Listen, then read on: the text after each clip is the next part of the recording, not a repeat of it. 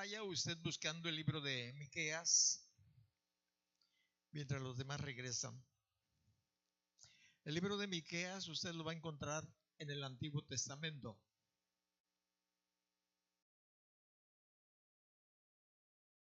Hay en la Biblia una serie de profecías dadas por Dios a través de los diferentes hombres que en ellas han participado. Todas las profecías que nosotros podemos ver en la Escritura, muchas de ellas ya están cumplidas, otras están por cumplirse. Entonces hay profecías tiempo atrás, hay profecías para nuestro tiempo, hay profecías para el futuro. Y todas las que están aquí escritas se han cumplido hasta la fecha. No ha faltado ninguna de ellas. En lo futuro tenemos que entenderlo, que también tiene que ser lógico, se van a cumplir. Y nosotros encontramos en el libro de Miqueas, en el capítulo 5, el versículo es el 2, cómo Dios ya estaba profetizando de un pequeño pueblo, y nos dice aquí Belén. Dice, pero tú, Belén Éfrata, pequeña para estar entre las familias de Judá, de ti me saldrá el que será Señor en Israel, y sus salidas son desde el principio, desde los días de la eternidad. Es una profecía dada por Dios a través de este profeta 750 años antes del nacimiento de Jesucristo. Y nos habla de esta pequeña aldea, una aldea pues que pasaba desapercibida en la mayoría de las mejores ciudades, como Jerusalén, por decirlo así. Y encontramos nosotros que Dios siempre no va a lo grande, siempre va a lo pequeño, aquello que está disponible para rendirse a sus pies. Y fue escogida esta pequeña ranchería, para determinar o decir un nombre, Belén Éfrata. Era pequeña y nos dice para estar entre las familias de Judá, pero ahí estaba. Era la voluntad de Dios que ahí estuviera esta pequeña población. Una población escogida pequeña, escogida por Dios para encarnarse, para enviar a Jesucristo, su Hijo, a que naciese ahí en ese lugar. Ahora, fíjate bien, aquí hay una parte que necesitamos nosotros solamente de paso verificar para que tú veas cuando estudies otras partes de las Escrituras y veas manifestaciones de Dios. Como por ejemplo cuando Abraham recibe un recién llegado acompañado de dos personas, y cuando llegan estas personas a donde estaba Abraham juntamente con Sara, inmediatamente se levanta Abraham y va al encuentro de ellos y dobla su rodilla delante de uno, del ángel de Jehová. Esto es lo que nos dice aquí, pero tú, Belén Éfrata, pequeña para estar entre las familias de Judá, de ti me saldrá el que será Señor en Israel, y sus salidas son desde el principio. Es decir, Jesús se manifestaba con un cuerpo corporal a aquellos que él quisiera mostrarse. Y este es uno de los casos, y esta es una de las razones por las cuales nos está diciendo esto Miqueas, o Dios precisamente. Y este evento se cumplió, nosotros lo podemos encontrar en el Evangelio de San Mateo capítulo 2. Aunque usted ya lo sabe, pero pues realmente necesitamos ver cómo las profecías del Antiguo Testamento se fueron cumpliendo una a una, y aún hay varias más por las cuales se tienen que cumplir. Nos dice aquí en el capítulo 2, en el versículo 1, cuando Jesús nació en Belén de Judea, en los días del rey Herodes, vinieron del oriente a Jerusalén unos magos diciendo, ¿dónde está el rey de los judíos que ha nacido? Porque su estrella hemos visto en el oriente y venimos a adorarle. Cada profecía se ha cumplido. El propósito de las escrituras antiguas, es decir, antes en el Antiguo Testamento, antes del nacimiento de Jesucristo, están aquí para que nosotros aprendamos a través de ellas cómo se llevaron a cabo paso a paso conforme estaba indicado aquí. podemos traer a colación cuando Dios vio que la maldad del mundo se había multiplicado demasiado y no había ni un pensamiento bueno relacionado a Dios. Se había multiplicado a tal manera que no le dejaron a Dios más que una sola solución o respuesta: deshacer todo lo que había creado, y entre ellos la gran mayoría de los hombres. Pero escuche, vio a un hombre que tenía su corazón dispuesto a Dios, y este hombre era Noé. Nos dice la Escritura que Noé halló gracia en el Señor. Y ese día, el día convenido por Dios, le habló a Noé y le dice: prepárate una arca para que tú y tu familia se salven, porque voy a traer un diluvio sobre la tierra. ¿Y sabes cómo reaccionó este hombre, Noé?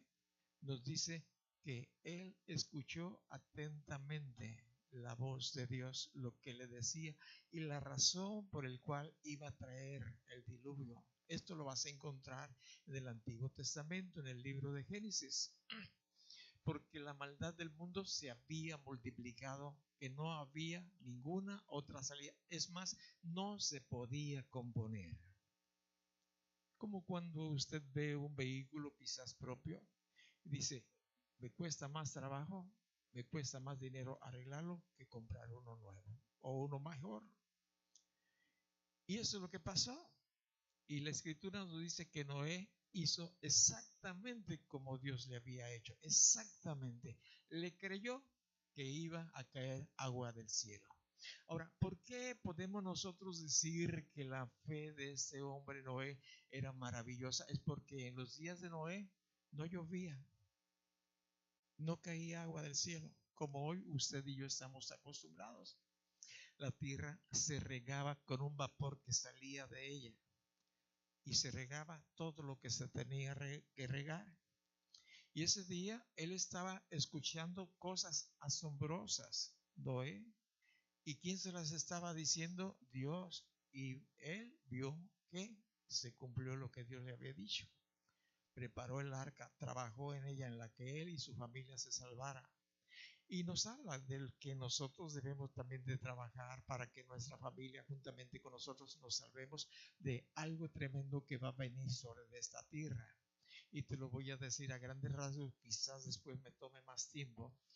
Va a llover, pero ahora no agua del cielo, porque eso ya lo vemos, pero va a llover fuego del cielo y va a destruir lo que está por destruirse. Porque la Biblia nos dice, allá por Pedro, nos dice que el cielo y esta tierra van a desaparecer por medio del fuego. Entonces encontramos profecías pasadas, presentes y futuras. Para nosotros, para este tiempo, tenemos mucho en la Biblia, en el Evangelio de San Mateo, capítulo 24, capítulo 25, de los acontecimientos que usted y yo podemos experimentar, que podemos observar que se están cumpliendo. Ahí están. Pero volvamos aquí para que podamos reforzar nuestra fe en el Señor. En el libro de Isaías, en el capítulo 7, ahora Dios nos da una visión de otra área del nacimiento de Jesús. En el capítulo 7, en el versículo 14, dice: por tanto, el Señor mismo les dará señal. He aquí que la Virgen concebirá y dará a luz un hijo y llamará su nombre Emmanuel. Y este versículo nos dice mucho en realidad. ¿Cómo iban a ser o por medio de quién iban a ser el Señor Jesucristo? Y nos describe que una virgen, una señorita. Fíjate, toda la información, solamente te voy a mencionar unas cuantas porque hay cantidad tremenda de las profecías dadas al respecto de Jesucristo sobre todo su tiempo, desde que nació, aún antes de nacer, como vemos, de que nació hasta que partió al cielo. Aquí lo encontramos en la Biblia, y de su próximo regreso. Fíjate bien, el Señor mismo les dará señal. He aquí que la Virgen concebirá y dará a luz un hijo y llamará su nombre Emmanuel. Emmanuel quiere decir Dios con nosotros. Está revelando todo lo que una persona interesada en el corazón de Dios, en conocer a Dios, pues podría tener un buen discernimiento de los tiempos que sucederían estas cosas que están descritas y reveladas de antemano. Y si tú te das cuenta, ¿verdad? Lo que ya sabemos, que no ocuparía varón la Virgen María para que Jesucristo naciera.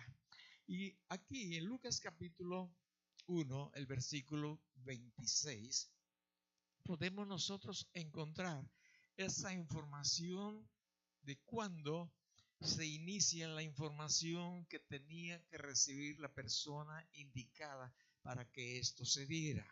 El libro de Lucas, el Evangelio de Lucas, el capítulo es el 1, el versículo es el 16. Vamos a ver ahí la visitación del ángel Gabriel.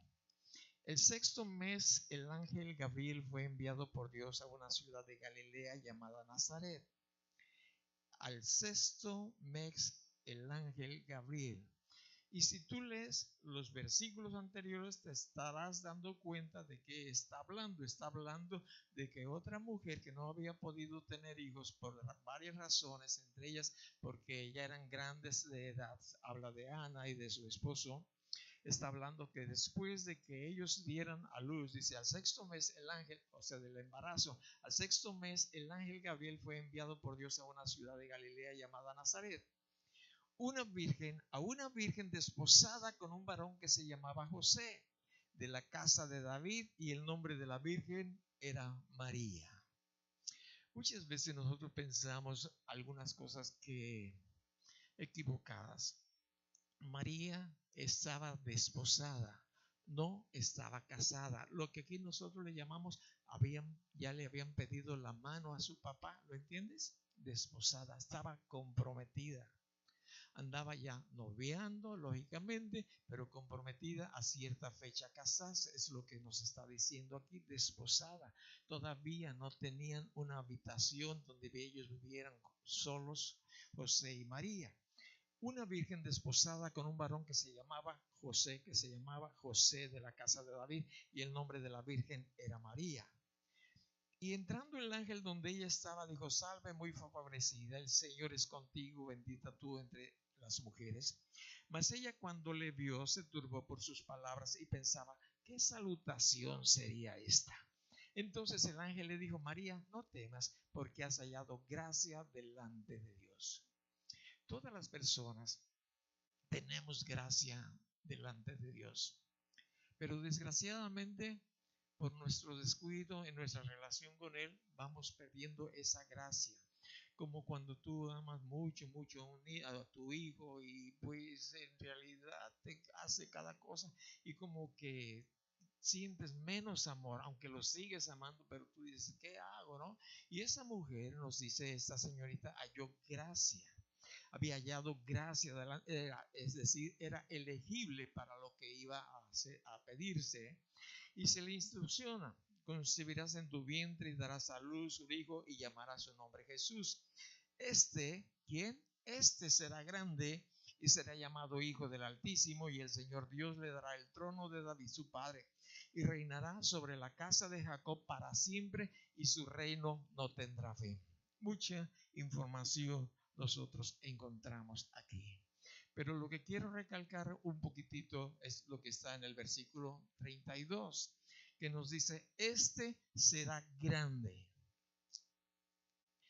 El enemigo ha trastornado esta escritura y otras para que el hombre, la persona, dirija su atención a la madre de Jesús, de el Hijo de Dios. Pero fíjate bien lo que nos dice: este será grande. Y luego nos describe las características de nuestro Señor Jesucristo. Y en el libro de Jeremías nosotros seguimos viendo parte de las profecías que fueron anunciadas para los creyentes, para aquellas personas que querían enterarse de la vida de Dios, de las promesas que Él ya les había hecho de antemano desde el principio del mundo. Porque en el capítulo 1 de Génesis, capítulo 2 y capítulo 3, Dios les está describiendo a través de una manifestación de Jesucristo todos los acontecimientos que se darían por delante, lógicamente, y lo descuidaron. Pero en el libro de Jeremías, capítulo 31, en el versículo 15, nosotros encontramos, dice, así ha dicho Jehová: voz fue oída en Ramá, llanto y lloro amargo. Raquel que lamenta por sus hijos y no quiso ser consolada acerca de sus hijos porque perecieron. ¿Sabes de qué está hablando? ¿Tienes idea de lo que está diciendo aquí el profeta Jeremías? Es algo que ocurrió en el tiempo del nacimiento del Señor Jesucristo. Y tú y yo podemos verlo con mucha claridad, que nos dice que habría una gran lamentación en ese lugar. Y sobre todo habla de una persona. Y esta persona de quien habla es Raquel. Raquel lamenta que es por Raquel que lamenta por sus hijos y no quiso ser consolada acerca de sus hijos porque perecieron. Habla de aquel tiempo en que Herodes, enterándose de que Jesús había nacido y que los reyes magos le habían dado ciertas instrucciones de dónde iba a nacer, porque los reyes magos, o los reyes sabios, es la traducción correcta, los reyes sabios sí sabían, estaban enterados por la escritura dónde iba a nacer el Salvador del mundo, y se empezaron a encaminar hacia ese lugar porque querían verle, querían ofrecerle regalos. Pero el rey, por las nubes, preocupado que fuera él destronado, quitado el reino, porque le dijeron: el rey de Israel va a nacer allí en Belén. Y sucede entonces de que mandó llamar a los sabios de su tiempo y les dijo: oigan, chequen en las escrituras a ver si es cierto lo que me dijeron estos reyes sabios. Sí, ahí van a ser, ahí dice. Pero ni los que conocían esas escrituras, ni el mismo rey fue directamente a conocerle, a buscarle, a decirle o darle los parabienes o lo que tú quieras, o felicitar a los padres. Tenían el conocimiento, no tenían la revelación. Y no tenían la revelación porque no querían, no les interesaba. Pero a los que les interesa, Dios les da la revelación. Por eso los tres hombres sabios llegaron ahí. Y sabes que también Dios envió una serie de ángeles para que les anunciara a los pastores que estaban ahí, para que vieran que había nacido ya el Mesías, el Salvador. Y en el libro de Isaías, nosotros ahora también podemos encontrar otra parte de revelación del Señor. El capítulo es el 53. Ahora aquí nos habla en Isaías, capítulo 53. El versículo es el 4. Y si tú te interesas, checas estos versículos, estos capítulos que te estoy diciendo, y vas a encontrar una gran información al respecto. En el capítulo 53, versículo 4, habla de Jesús. Ciertamente Él llevó nuestras enfermedades y sufrió nuestros dolores, y nosotros, la reacción de los hombres, y nosotros le tuvimos por azotado, por herido de Dios y abatido. Mas Él herido fue por nuestras rebeliones, molido por nuestros pecados. El castigo de nuestra paz fue sobre de Él, y por sus llagas fuimos nosotros curados. Todos nosotros nos descarriamos como ovejas. Cada cual se apartó por su camino, mas Dios cargó en Él el pecado de todos nosotros.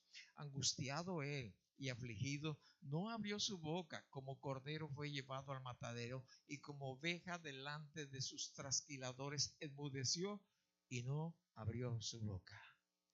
Y sigue describiendo cada paso de lo que iba a ocurrir allí en la cruz. Pero quiero irme directamente al libro de Primera de Corintios. El capítulo es el 15. Ahí en el libro de los Corintios, el capítulo 15, aunque en muchos lugares podemos encontrar lo mismo, pero solamente quiero enfocarme en algunos porque yo sé que tú conoces todo esto, pero que quizás tengas más ánimo para checarlo en tu casa, que sería muy bueno. Aquí encontramos en 1 Corintios capítulo 15, el versículo 3, algo que Pablo está diciéndoles a esta iglesia.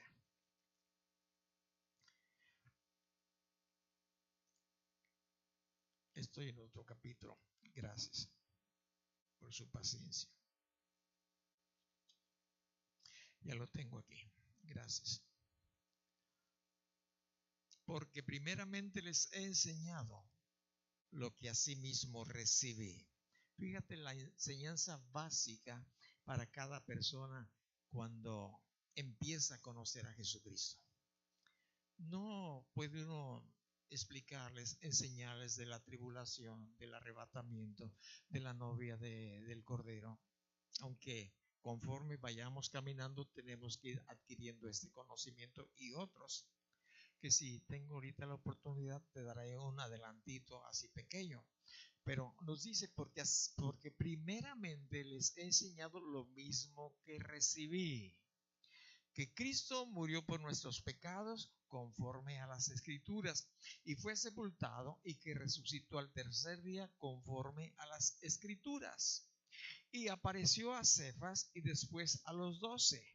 Después apareció a más de 500 hermanos a la vez, de los cuales muchos aún viven y otros ya duermen, es decir, ya habían muerto. Después apareció a Jacobo, después a todos los apóstoles y al último de todos, como un abortivo, me apareció a mí, porque yo soy el más pequeño de los apóstoles, que no soy digno de ser llamado apóstol porque perseguí a la iglesia de Dios, pero por la gracia de Dios soy lo que soy y su gracia no ha sido en vano para conmigo. Otra persona que nos habla de la gracia de Dios para este asesino llamado Saulo. Es Saulo el que está hablando de eso. Tú conoces la historia. Un hombre el cual Dios también extendió su gracia y este hombre no la despreció, sino todo lo contrario. Dio oportunidad para que más gracia y gracia sobre gracia viniera sobre él. Y nos describe las apariciones, cómo se fue dando el Señor a sus discípulos. Entonces encontramos una gran cantidad de información bien valiosa para nosotros los creyentes de hoy que estamos viviendo en este tiempo. ¿Por qué razón? Porque estamos en tiempos que vamos a ver muchas más eventos cumplidos que están aquí en la escritura. Salmo 68, el capítulo es el 68 y el versículo es el 18. 68, 18. Mira, no quiere moverse la hoja. Ya lo tengo. Sí. Capítulo 68, el versículo es el 18. Dice, subiste a lo alto, cautivaste la cautividad, tomaste dones para los hombres y también para los rebeldes, para que habite entre ellos. Oh Dios, fíjate bien, tú que ya tienes días aquí con nosotros, ¿sabes de qué está hablando este versículo 18? Cuando dice, subiste a lo alto, cautivaste la cautividad. Es decir, cuando Jesús, mientras su cuerpo estaba sepultado en la tumba, nos dice la Biblia que Él descendió a lo más bajo de la tierra.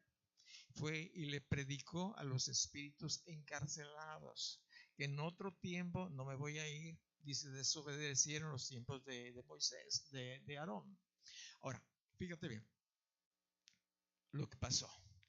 Nos dice, subiste a lo alto, cautivaste la cautividad, tomó a todos los que estaban en ese lugar, ahí abajo de la tierra, ¿verdad? Donde se encontraba también aquel mendigo llamado Lázaro, que fue llevado a ese lugar por los ángeles, a un lugar llamado seno de Abraham, de reposo. donde se podían comunicar con el lado de los tormentos, donde estaba el rico. Ya te dio la idea, ya entiendes lo que está hablando aquí. Ahí les habló y se los llevó al cielo. No podían ir al cielo porque sus pecados no habían sido pagados. La paga del pecado no había sido pagada. Pero Jesucristo ya había muerto en la cruz, ya estaba a punto de resucitar. Y en ese lapso en que Jesús estaba, su cuerpo en la tumba, Él fue a ese lugar, los llevó al Padre. Es lo que nos está diciendo aquí. Luego tomaste dones para los hombres, para ti, para mí, y también para los rebeldes, para que habiten entre ellos Dios. Bueno, ahora esto se cumplió si tú vienes al libro de los Hechos capítulo 1. Vamos a ver también aquí en esta parte del capítulo 1 la ascensión del Señor Jesucristo, cuando después de la resurrección Él es levantado por el poder del Espíritu Santo. Y en el libro de los Hechos capítulo 1 versículo 9 dice: habiendo dicho estas cosas, viéndolo ellos, fue alzado y le recibió una nube que le ocultó de sus ojos. Y estando ellos con los ojos puestos en el cielo, entre tanto que él se iba, he aquí se pusieron junto a ellos dos varones con vestiduras blancas, las cuales también les dijeron: varones galileos, ¿por qué están mirando al cielo? Este mismo Jesús que ha sido tomado de vosotros al cielo, así vendrá como le habéis visto ir al cielo. Un hombre, una persona creyente, una persona interesada en las cosas de Dios, checa y analiza todas esas cosas, como tenemos mucha revelación para nuestros días hoy. Fíjate bien, nos habla de Jesucristo cuando fue levantado al cielo, cuando todos los discípulos que estaban ahí estaban levantando sus ojos, cómo era tomado, levantado por una nube. Y luego dos personas que se ponen a su costado, a sus lados, con vestiduras blancas, y les dicen: varones galileos, ¿qué están mirando al cielo? Y ellos aprovechan para darles una profecía futura. Y la profecía futura dice así: bueno, dice, ¿por qué estás mirando al cielo? Este mismo Jesús, esto es muy importante, este mismo Jesús, no otro, porque habrá muchos Jesuses, habrá muchos salvadores, habrá muchos mesías, pero esos son falsos, y ya los ha habido, los hay ahorita y los va a haber más después. Este mismo Jesús que ha sido tomado de entre ustedes al cielo. ¿A dónde fue tomado al cielo? Ahora, así vendrá como le habéis visto ir al cielo. Así vendrá. Aquí me habla de un regreso de Jesús. Aquí me habla también del lugar donde va a descender Jesús cuando regrese del cielo. De donde salió, del monte de los olivos, ahí va a llegar Jesús. Profecía que está en el libro de Zacarías. Entonces encontramos una gama de información que cuando nos interesamos, pues no tenemos, por decirlo así, tiempo suficiente para analizar todo, porque podría acontecer, y ojalá y así fuera, ¿no? Lo que le pasó a aquel hombre que, bueno, ustedes me dicen el nombre de él, el que fue levantado al cielo. Tenía tanta comunicación con Dios, ¿verdad? Enoc. Tenía tanta comunicación con Dios que Dios lo traspuso, se lo llevó así como estaba. No encontraron rastros de él, se lo llevó al cielo. Para Dios no hay nada imposible. Enoc fue traspuesto para no ver muerte. Y yo digo, esto es maravilloso. Entonces podemos encontrar tanta información, y si nos metemos más, pues ojalá y fuéramos como Enoc, ¿no? Que fuéramos transpuestos, y vamos a ser transpuestos algunos o muchos de diferente manera, pero luego es información de otro tiempo. Ahora, aquí la pregunta: ¿tú crees que Él va a regresar? ¿Jesús crees que va a regresar de la misma manera? Mucha gente pudo creerlo también y saberlo, como vimos cuando en su primer nacimiento los reyes sabios tomaron una actitud correcta, los sacerdotes del templo, muchos religiosos, el rey Herodes también supo pero no se interesó más allá más que del conocimiento. Y hay muchos creyentes, ojalá y fueran pocos creyentes, que lo creen, pero que no trabajan para que realmente se muestre a través de nuestros hechos que sí estamos creyendo. Y el libro de Santiago habla mucho de eso cuando nos dice: muéstrame con tus obras tu fe. Y yo te voy a mostrar, fíjate bien, con mis obras mi fe. ¿Qué quiere decir? Mira, tú me dices que tienes fe, pero no te veo obras. Así les dice Santiago. No veo obras. Dices que crees, pero sigues como los incrédulos viviendo sin ese interés. Pero cuando uno cree, uno actúa, uno trabaja. Lo que le pasó o lo que hizo Noé. Noé trabajó 120 años preparando el arca en la cual él y su familia se salvaran. Y esto pues es verdaderamente sorprendente, porque hoy en nuestros días hay mucha gente creyente que dice que cree. Y nosotros podemos ver aquí, déjame ver, buscar, sí, Mateo capítulo 24. En Mateo capítulo 24 y el capítulo 25 son una serie de información que Dios nos ha dado para que podamos estar vigilando el tiempo de su venida. Y yo encuentro aquí en Mateo capítulo 24, voy a narrar lo que estaba aconteciendo ese día, cuando Jesús salió del templo y se iba. Se acercaron sus discípulos para mostrarles los edificios del templo. Respondiendo él les dijo: ¿ven todo esto? De cierto les digo que no quedará aquí piedra sobre piedra que no sea derribada. Les estaba profetizando lo que le iba a pasar a esa construcción. Y esto aconteció 40 años después de que se los estaba diciendo. Pero quedaron intrigados y dijeron: ah, caray.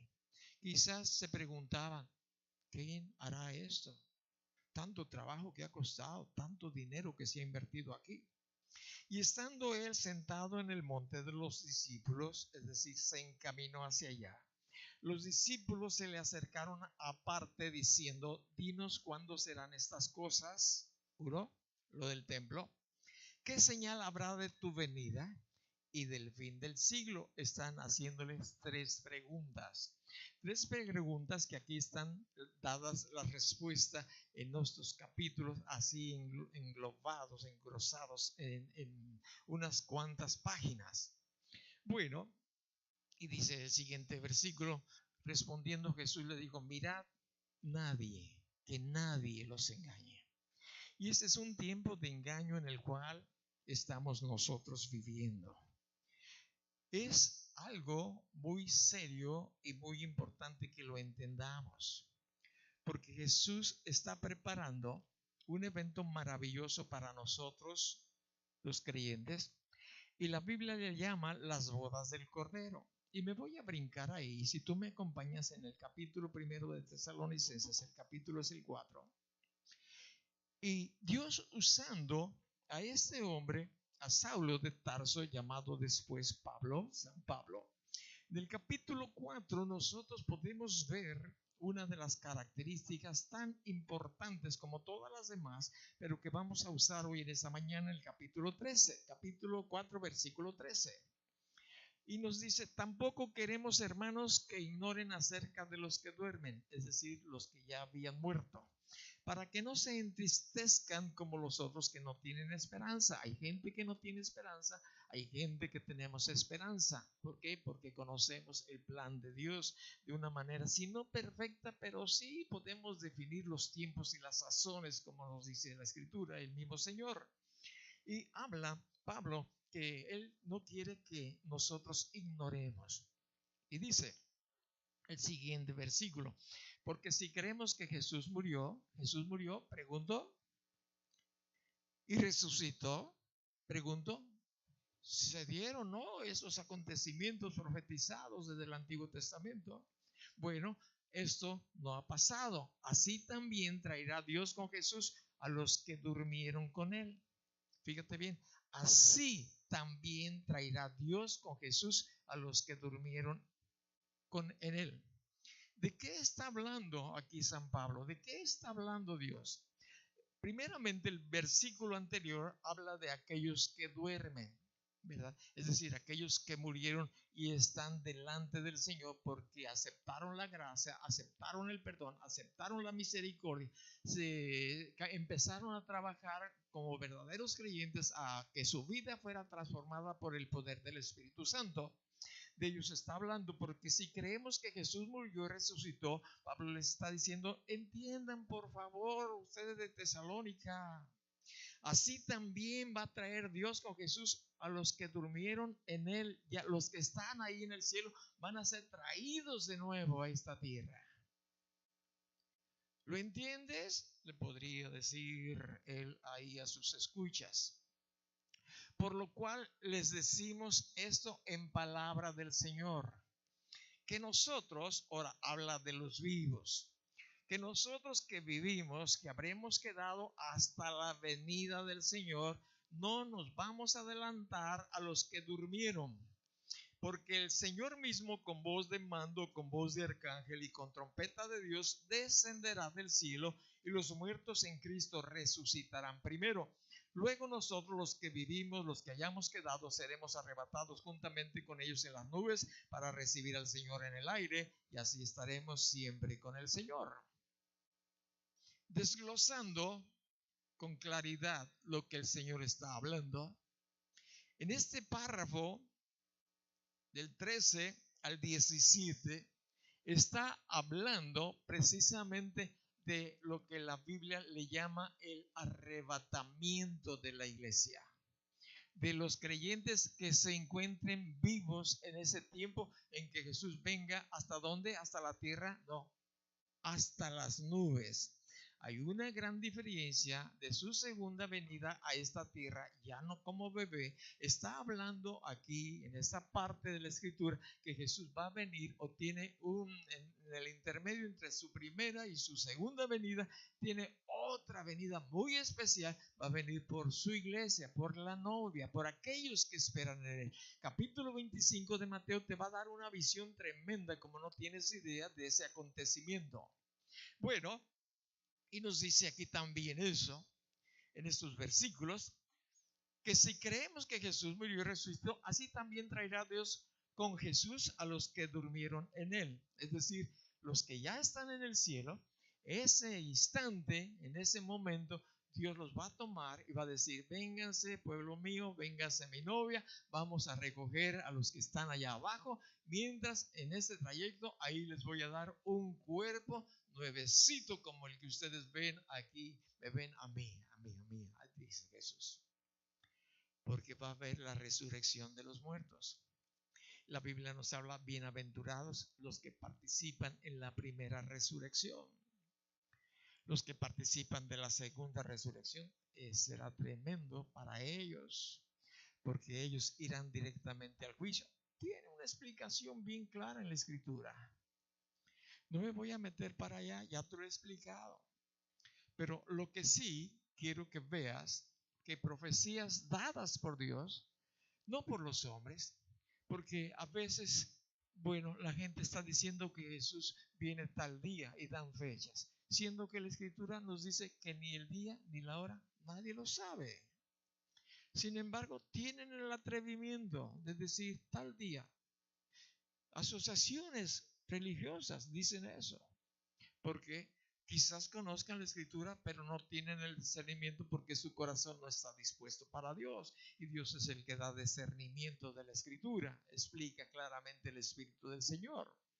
Y a los que durmieron con él, por lo cual les decimos esto en palabra del Señor, que nosotros que vivimos, fíjate bien, que habremos quedado hasta la venida del Señor, no adelantaremos a los que están dormidos.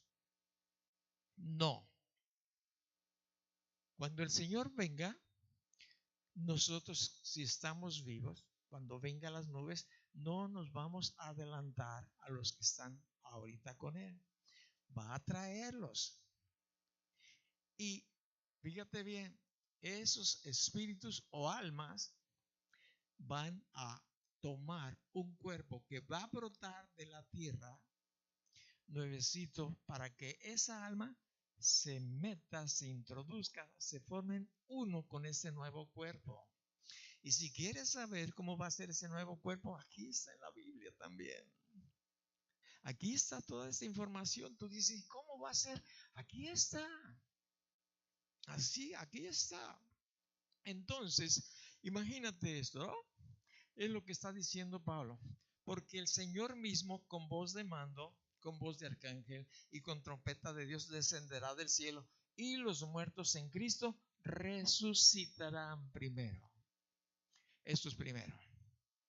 Esas almas se unen a esos cuerpos que van a resucitar.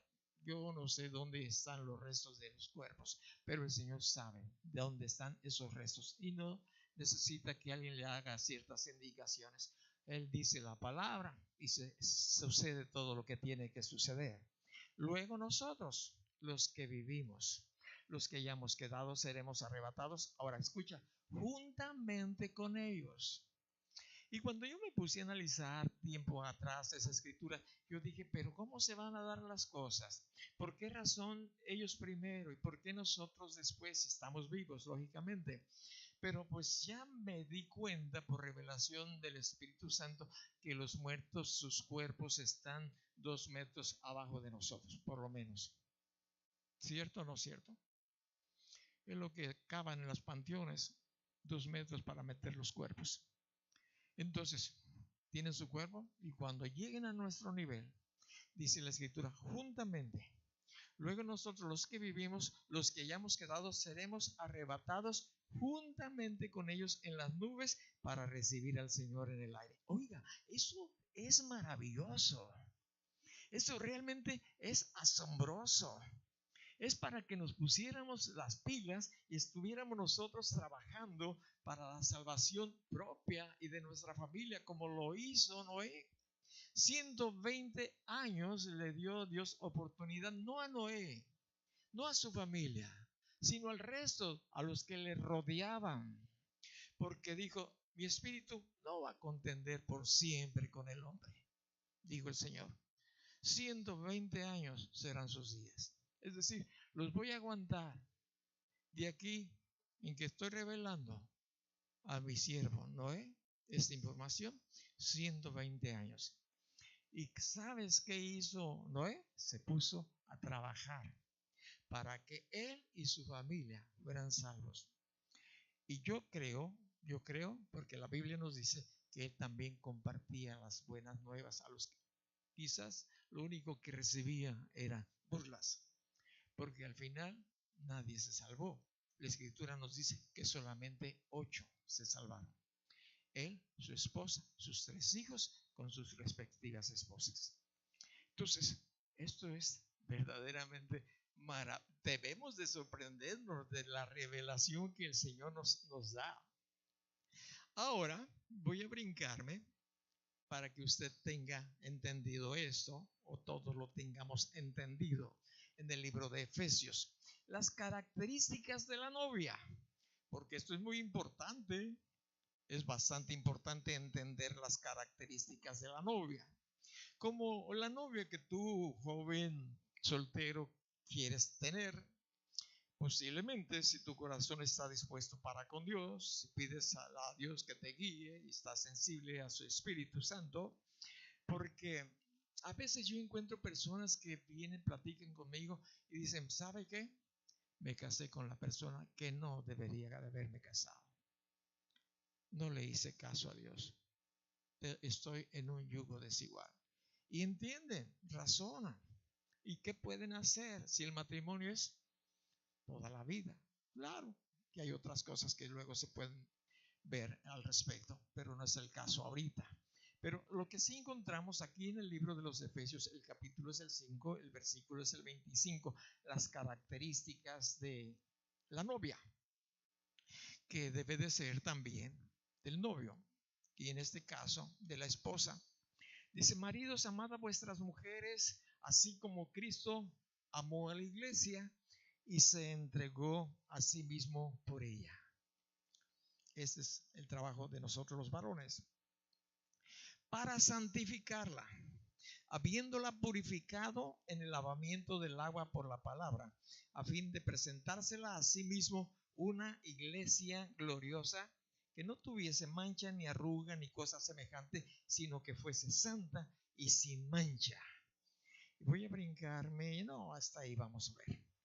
Fíjate bien, las características esenciales. Nos dice que santificada tiene que ser la novia. Para santificarla, versículo 26, y el único que puede santificar a la novia o a la persona que es parte de la novia, a usted y a mí, es Jesucristo. Es el único que puede santificarnos, es decir, apartarnos. Y te dice: Mateo, tú eres mío; Juan, tú eres mío; José, tú eres mío; te he escogido porque tú un día le dijiste: Señor, aquí está mi vida; tú eres mío, te voy a santificar, te voy a apartar para mí. Vas a formar parte de mi novia, con la cual en el futuro voy a contraer nupcias, y está en el capítulo 19 de Apocalipsis. Ahora fíjate bien, esto es lo que Dios quiere hacer en nuestras vidas: santificarnos, apartarnos para Él. El problema es que a algunos le damos mucho trabajo, en fin, pero limpiada también por Él, sin mancha y ni arruga. Es decir, no está viviendo en un adulterio espiritual. En el libro de Santiago, capítulo 4, nos dice la Escritura lo que es realmente un adulterio. Aquí vamos a ver nosotros en el capítulo 4, en el mismo versículo 4, en Santiago, lo que es un adulterio espiritual. Es fácil, no es difícil descifrarlo. ¿Ya lo tienes? Yo ya llegué a él. Y nos dice: oh almas adúlteras. Fíjate bien. Oh almas adúlteras, ¿no saben que la amistad del mundo es enemistad contra Dios?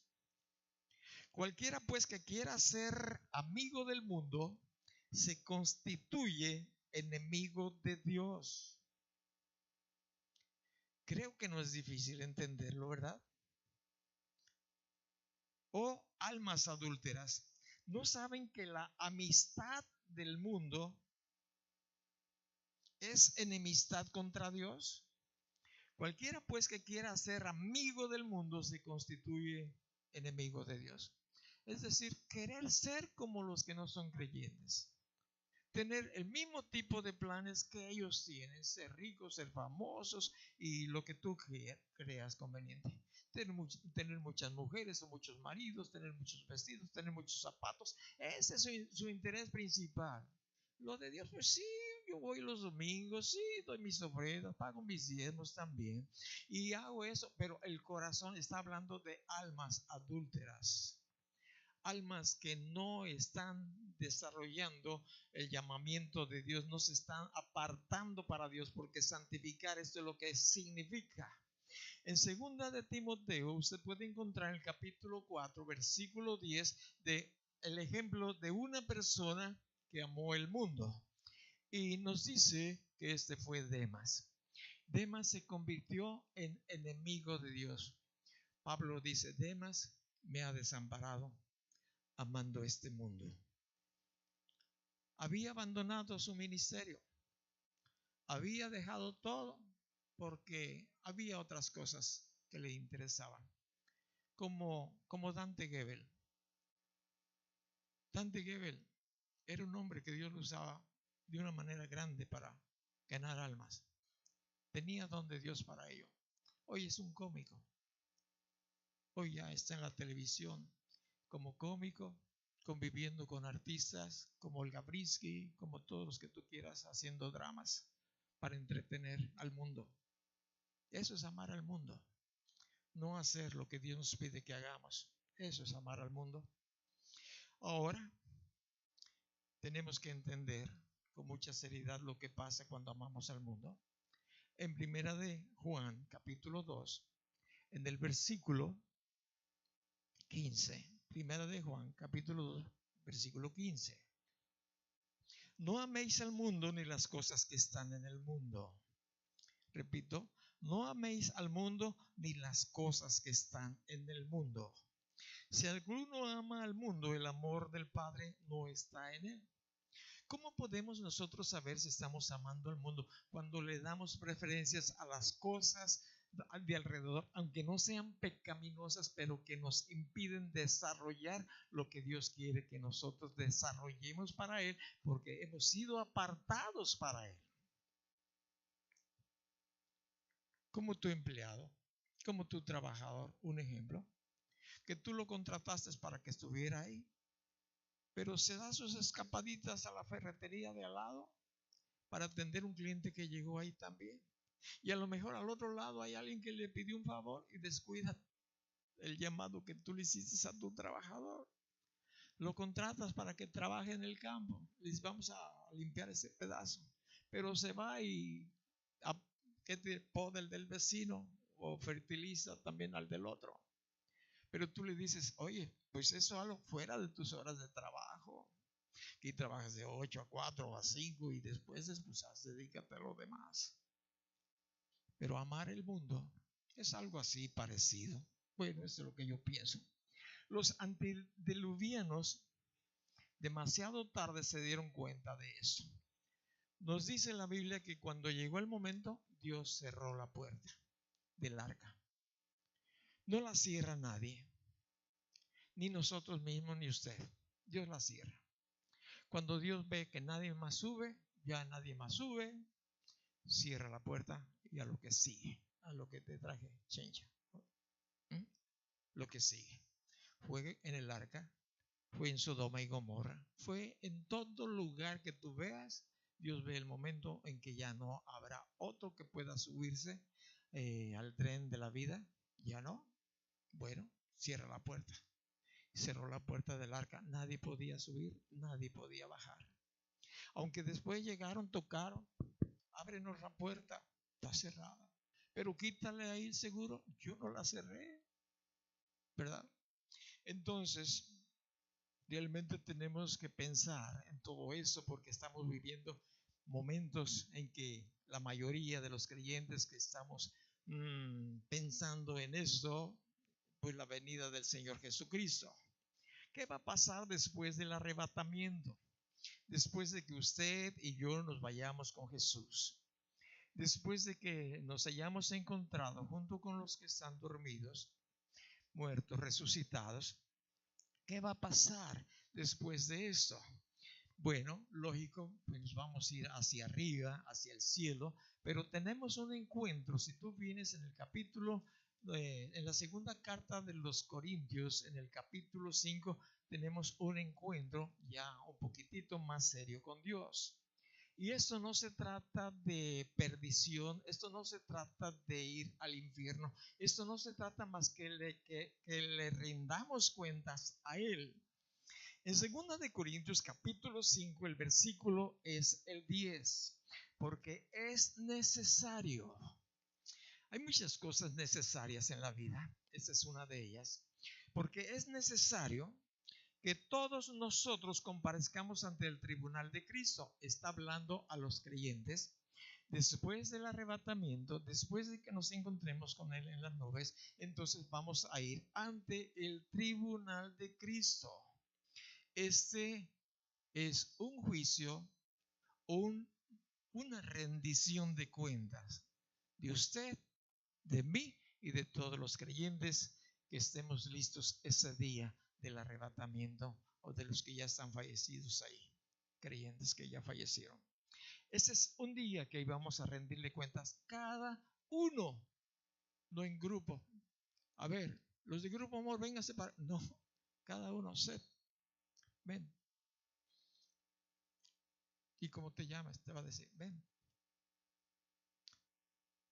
Y nos va a mostrar a cada uno lo que hicimos y lo que no hicimos. No es para condenación. Para condenación se le llama el juicio del gran trono blanco. Este es tribunal de Cristo. Hay la diferencia. Cuando tú veas el tribunal de Cristo, está hablando de los perdidos. ¿Qué va a pasar? Nos dice, ¿por qué es necesario que todos nosotros comparezcamos ante el tribunal de Cristo para que cada uno reciba según lo que haya hecho mientras estaba en el cuerpo. Diga conmigo, mientras estaba en el cuerpo. El día que fallezcamos ya no cuenta. Pero ahora que estamos en el cuerpo, y si usted cree que es un espíritu, pellizquese, si le duele, está en el cuerpo todavía. Está en el cuerpo. Le vamos a rendir cuentas a Él todo lo que hayamos hecho para recibir conforme a ello mientras estaba en el cuerpo, sea bueno o sea malo. Ahora, si me acompañas a Primera de Corintios, vamos a ir al preciso instante, momento, tiempo en que esto se va a dar. Capítulo 3, el versículo es el 10. Conforme a la gracia que me ha sido dada, yo como perito arquitecto puse el fundamento y otro edifica encima. Pero cada uno mire cómo sobreedifica.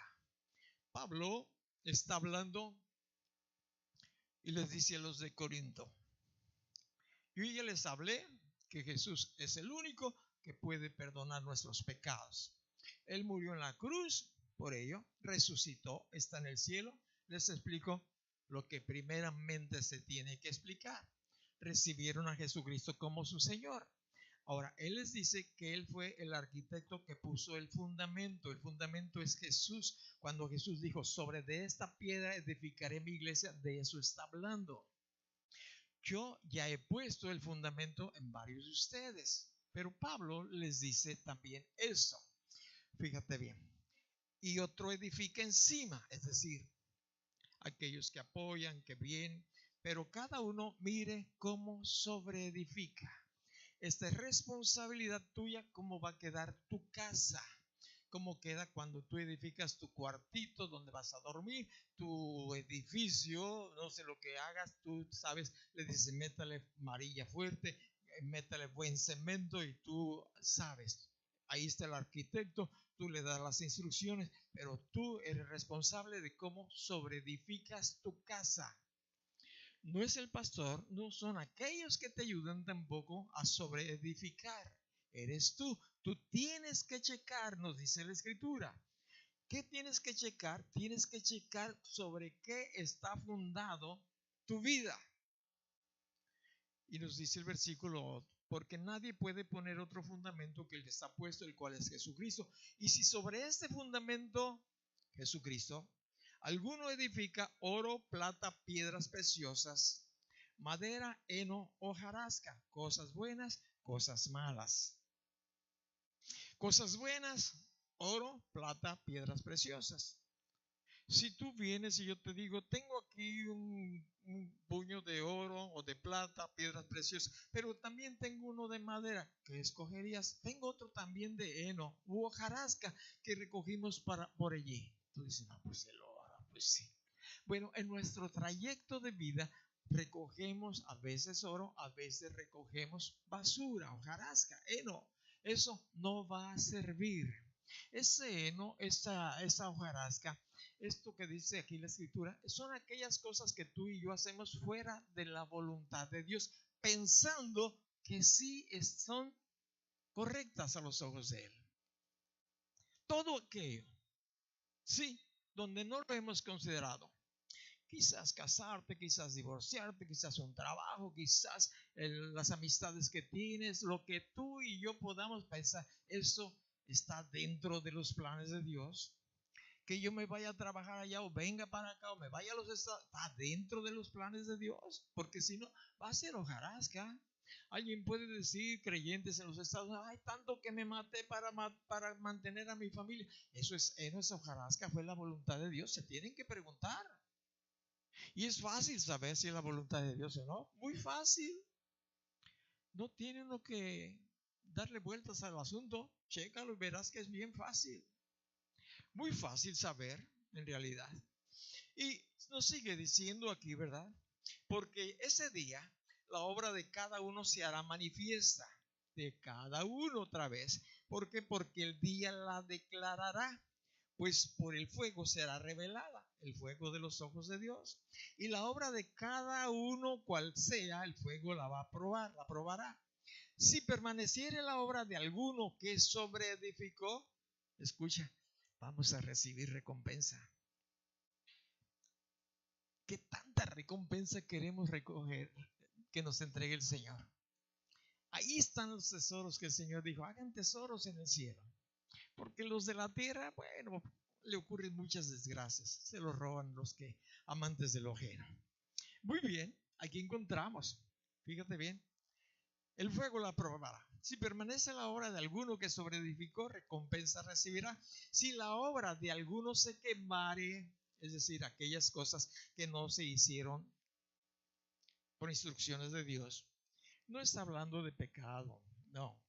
De aquellas cosas que le hicimos porque pues yo tenía ganas, yo pensé, no le pregunté, bueno, sufrirá pérdida. No vas a recibir recompensa, no vamos a recibir recompensa. Lo hicimos según nuestra idea, pero Noé dijo, hizo todo conforme a lo que Dios le había dicho. Todo, Noé hizo todo. Ahí lo encuentras en la escritura. Bueno, voy a terminar con estas buenas noticias. Si bien él mismo será salvo, aunque así como por fuego. Fíjate, uno podría decir, la pasé. Claro, desde el momento que somos levantados, ¿verdad?, de la tierra o de los sepulcros, pues ya la hicimos. Si es la primera resurrección, porque habrá otra, la segunda. Ya la hicimos, pero vamos a rendirle cuentas a Dios. Y ahí se va a ver que lo que hayamos hecho sirvió o no sirvió. Fue para mi propia gloria, no para la gloria del Señor. Entonces, es tiempo en que es una profecía que Dios nos dice, esto va a acontecer. Ténganlo por seguro que va a pasar. Escuchen, hijos, dice Dios, va a pasar. Pregúntame qué tienes que hacer, qué debes de dejar de hacer. Y si lo consideramos, pues no vamos a salir tan mal, ténganlo por seguro.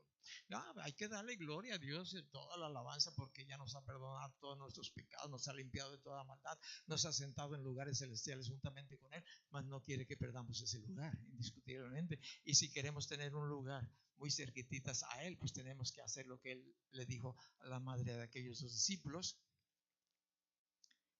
El que quiera ser el grande allá, sea el servidor de todos. Porque pedía que uno fuera a su derecha y otro a su izquierda. Un ejemplo muy generalizado. Mientras más usted y yo nos esforcemos a hacer lo que el Señor nos diga que hagamos, vamos a estar más cerca. Porque la misma Biblia nos dice que algunos se alejarán avergonzados, no fuera del cielo. ¿Me entiendes? Simple y sencillamente, pues allá están en la fiesta, pero ya están sentados, se sienten apenados y bueno, pues es que habiendo podido hacer tanto y no lo hice, me entretuve en mis negocios, me entretuve en mi noviazgo, me entretuve en eso, en aquello. Se va a cumplir, se va a cumplir. Yo lo creo, ¿verdad? Pero que te digo, hay gente que dice que lo cree, el diablo cree y tiembla. No le sirve de nada. Él simplemente creer. No puede hacer. Cierra tus ojos, por favor.